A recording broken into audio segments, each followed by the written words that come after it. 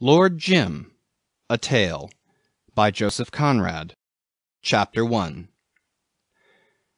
He was an inch, perhaps two, under 6 feet, powerfully built, and he advanced straight at you with a slight stoop of the shoulders, head forward, and a fixed-from-under stare which made you think of a charging bull. His voice was deep, loud, and his manner displayed a kind of dogged self-assertion which had nothing aggressive in it. It seemed a necessity, and it was directed apparently as much at himself as at anybody else. He was spotlessly neat, apparelled in immaculate white from shoes to hat, and in the various Eastern ports where he got his living as a ship chandler's water clerk, he was very popular. A water clerk need not pass an examination in anything under the sun, but he must have ability in the abstract, and demonstrate it practically.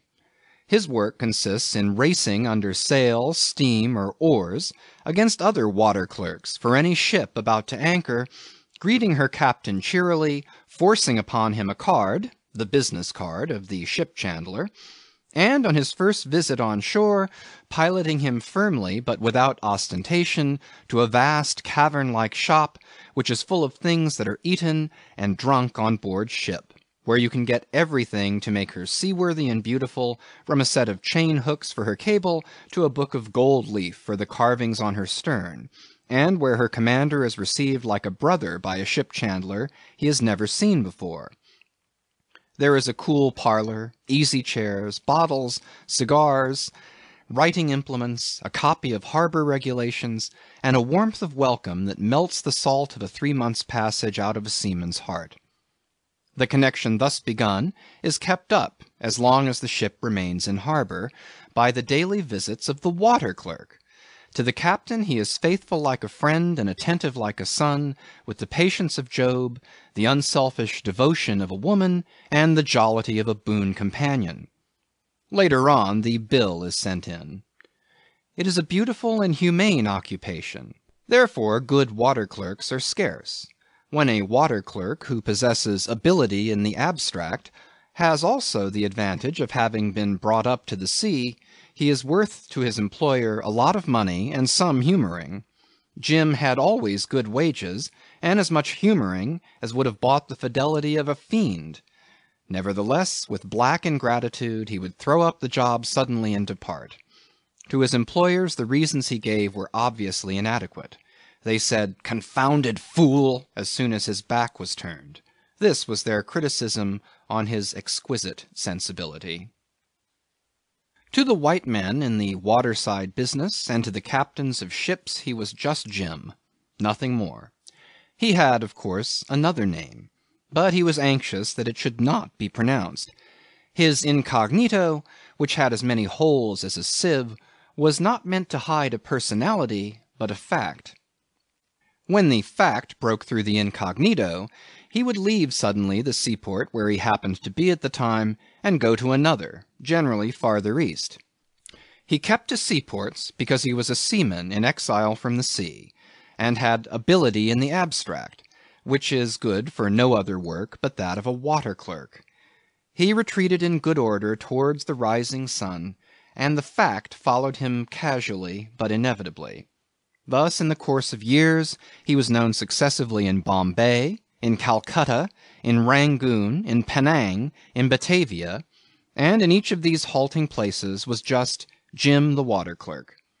Afterwards, when his keen perception of the intolerable drove him away for good from seaports and white men, even into the virgin forest, the Malays of the jungle village, where he had elected to conceal his deplorable faculty, added a word to the monosyllable of his incognito.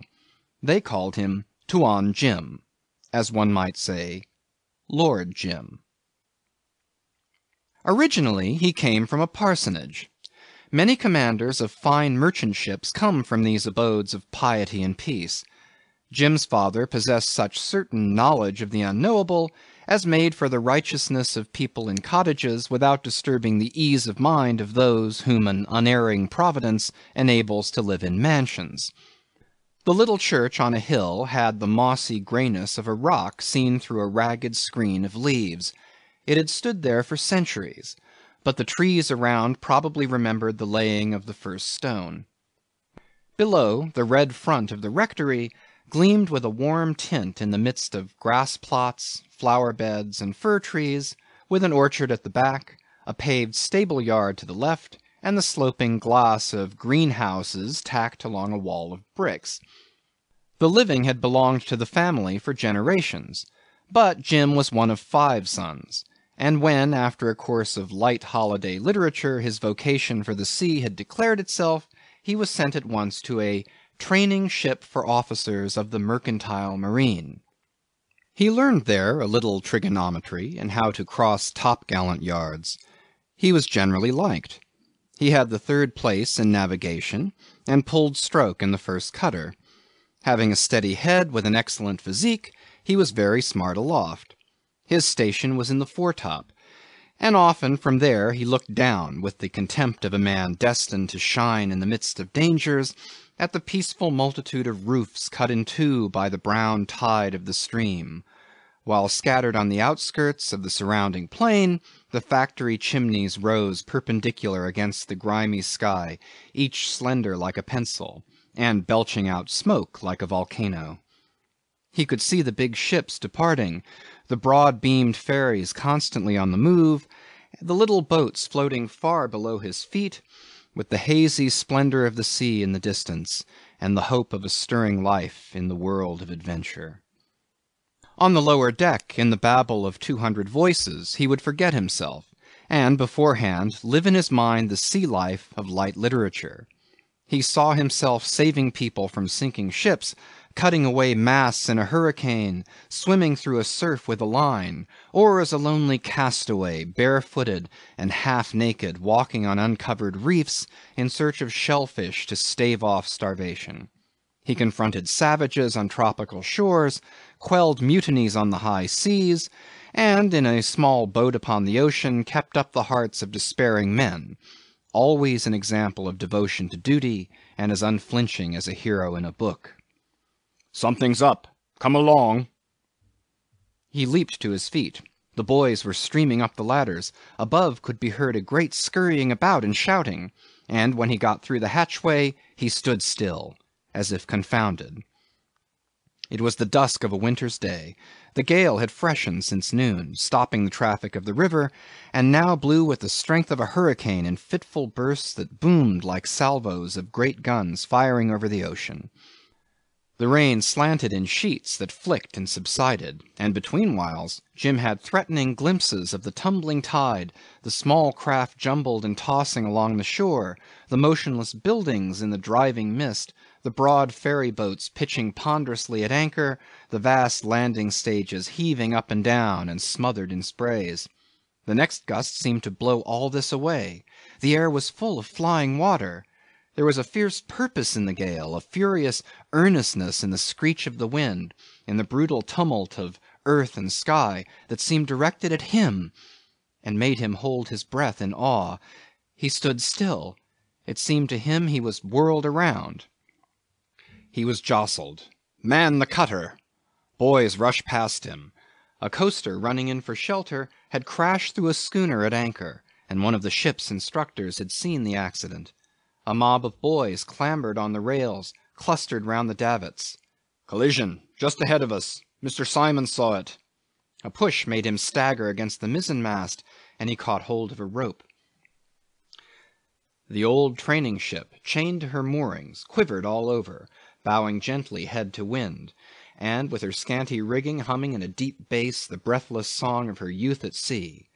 "Lower away!" He saw the boat, manned, drop swiftly below the rail, and rushed after her. He heard a splash. "Let go! Clear the falls!" He leaned over. The river alongside seethed in frothy streaks. The cutter could be seen in the falling darkness, under the spell of tide and wind that for a moment held her bound, and tossing abreast of the ship. A yelling voice in her reached him faintly. "Keep stroke, you young whelps, if you want to save anybody! Keep stroke!" And suddenly she lifted high her bow, and, leaping with raised oars over a wave, broke the spell cast upon her by wind and tide. Jim felt his shoulder gripped firmly. Too late, youngster. The captain of the ship laid a restraining hand on that boy who seemed at the point of leaping overboard, and Jim looked up with the pain of conscious defeat in his eyes. The captain smiled sympathetically. Better luck next time. This will teach you to be smart.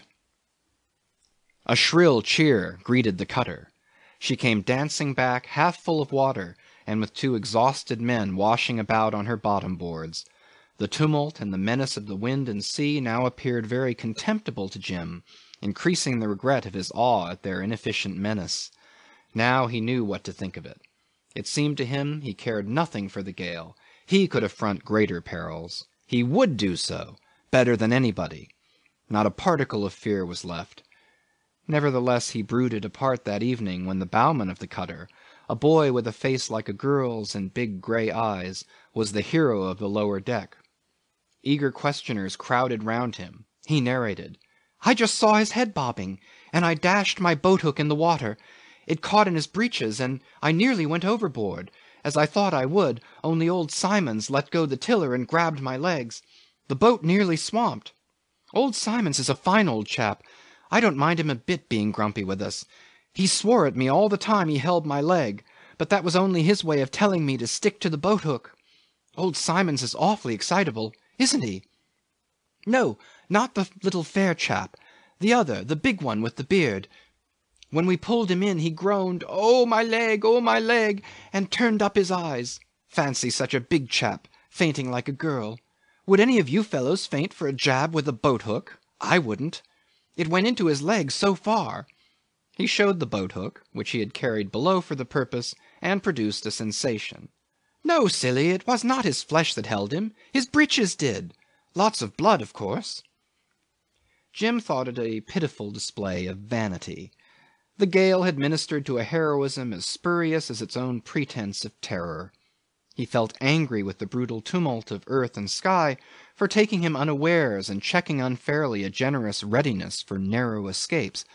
Otherwise he was rather glad he had not gone into the cutter, since a lower achievement had served the turn. He had enlarged his knowledge more than those who had done the work. When all men flinched, then, he felt sure, he alone would know how to deal with the spurious menace of wind and seas. He knew what to think of it. Seen dispassionately, it seemed contemptible. He could detect no trace of emotion in himself, and the final effect of a staggering event was that, unnoticed and apart from the noisy crowd of boys, he exulted with fresh certitude in his avidity for adventure and in a sense of many-sided courage. End of chapter 1.